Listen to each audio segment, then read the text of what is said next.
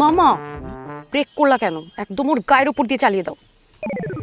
গায়ের উপরে দেবো মানে কি? গায়ের উপরে দিলে কই বাঁচবো? আমি মরে যাবো না?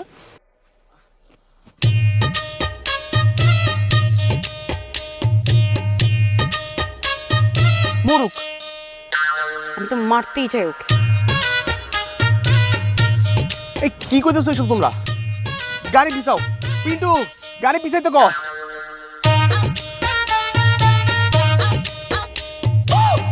ভাই তুমি তাড়াতাড়ি বাইরে আও, তোমার ভিতর চাপাতে দিব।